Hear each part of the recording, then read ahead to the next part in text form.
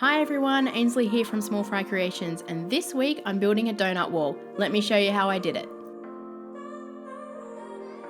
The regular viewers of my channel will know my last project was a wedding arch for my brother-in-law's wedding. This donut wall was the other project I was asked to make, and you don't have to ask me twice when donuts are involved. The first step was to cut the plywood down to size. You could always get the hardware store to do this step if you don't have a table saw or a circular saw, and this project can be easily completed with a drill and a handsaw if need be. The plywood I am using is 12mm construction plywood. The reason for this is the 12mm makes it lightweight and the construction plywood is cheap and keeps the natural look we were going for. I cut the plywood down to size, which was 1800mm by 700mm.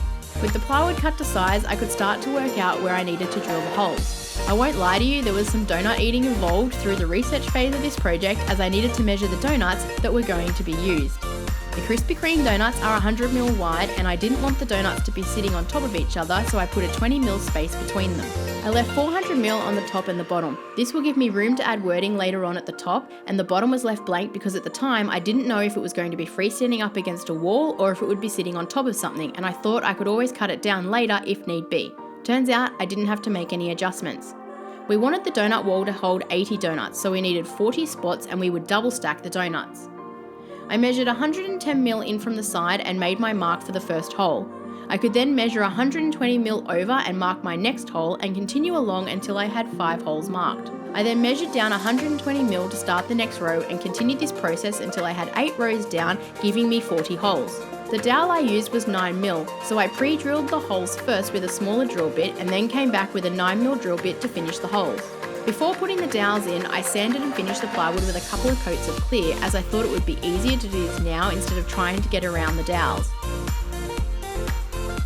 At the same time, I applied a couple of coats of clear spray to the dowels. Again, I thought this would be easier to do now instead of later on. I screwed a hook into the end of each length of the dowel and hung them up so I could apply finish quickly and they could dry without any dramas. When it came to cutting the dowel, I laid down some painter's tape on my miter saw and got to cutting 40 pieces at 100mm.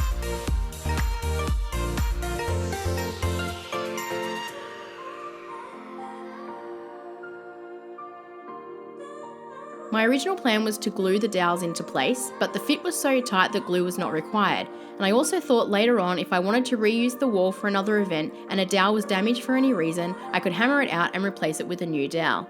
I hammered all the dowels into place and got them as straight as I could and turned my attention to the lettering.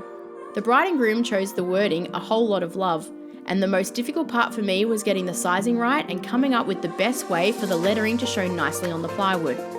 I figured out the sizing and printed out my words to turn them into templates. I used an April Wilkinson trick where I covered the front and back of the paper with sticky tape, and this makes the template a little thicker and easier to work with. I would cover the word in sticky tape and then cut the letters out.